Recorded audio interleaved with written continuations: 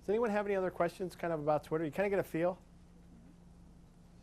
I have a question Yes. about that tiny URL. Yes. You kind of lost me on that. Yes. Why you do that and how you do that. It's shortened because you're only allowed 140 characters in Twitter.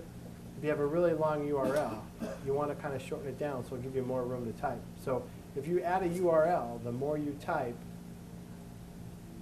the less, or the bigger your URL is, the less room you have to type because you're only allowed 140 characters. Now, in your social media how-to guide, we talk about TweetBurner and BudURL. Now, these are two like tiny URL, like they shorten your URLs, but they give you tracking. It tells you how many people click through on your links. So I'm going to see if I can log in my BudURL account. I can show you that.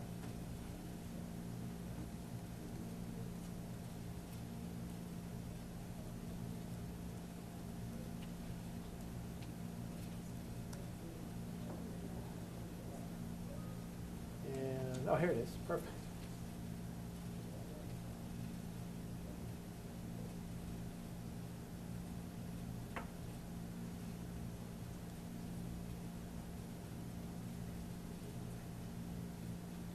So here's an overview of my account. Here's the clicks I had on the tweets I posted on February, whatever, 10th. It looks like I had 27 clicks on links, 20 on the 11th, 25 on the 12th. March 3rd, I had 17 clicks on a URL I used. So what I actually did is you can go into BudURL and get a big URL like I showed you, right? Remember we did the copy and paste the big URL? You can go to BudURL and you could do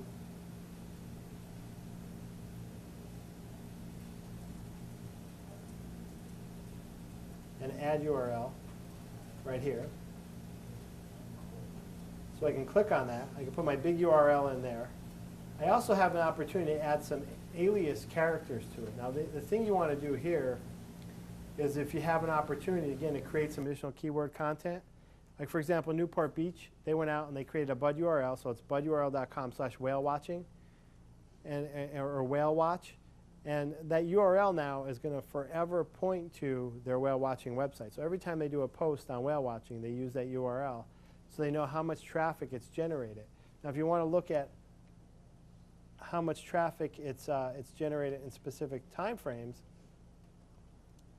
you can go to, where are my URLs?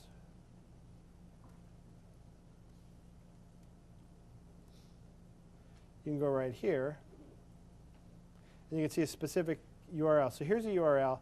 I tagged one Facebook engagement, another one search keywords. So if I click on that, this one had 24 total click-throughs.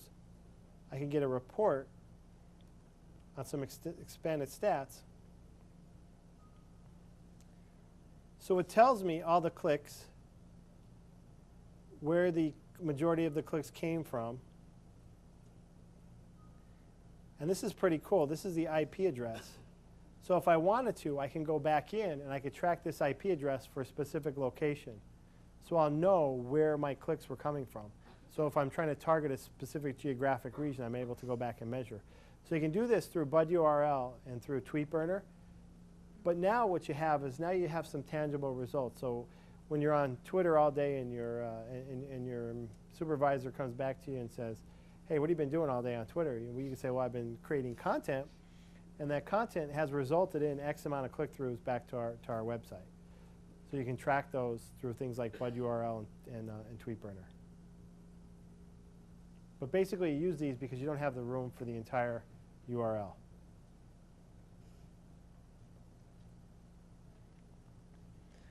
One other thing you want to kind of keep in mind is this top right hand under your settings.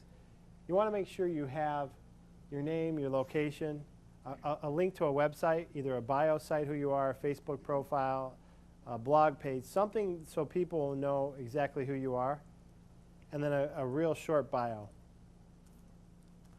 So when you follow somebody and they go to follow you back, they want to know who you are. So I really won't follow people back unless I know who they are, what they're about. So I can make an assumption if I see somebody that does online public relations or online marketing or tourism marketing, I can see there's a benefit for me to follow that person back. And hence, probably why I would get followers if people would see my match. I mean, I get a lot of random followers. People will follow you, and you're like, geez, why is this person following me? But there's search engine optimization people. There's online marketing people. There's different friends you have that find you on Twitter, and they kind of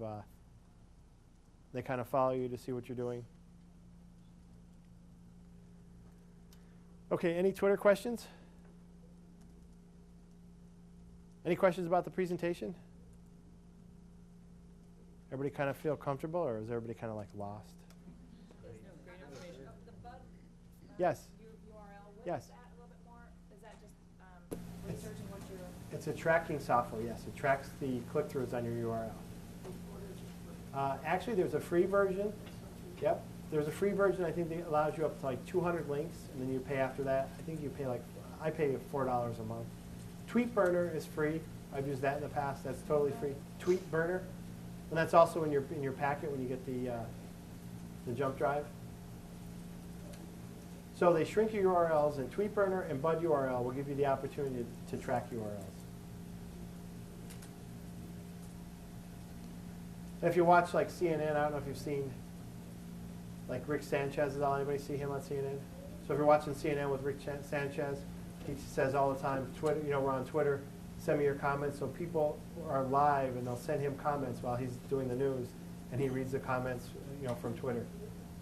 So pretty much the traffic on the site has just, I mean, it's hockey stick totally in the last couple of years. It got very popular after a technology conference that was in Austin, Texas, I think maybe 2 or 3 years ago is when it really came out, and it really, really broke the ice and started to climb.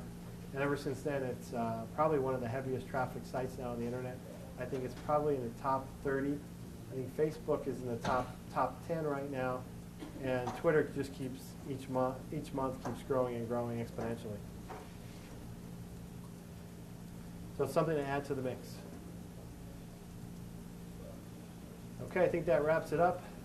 Thank you again very much. It was great being here.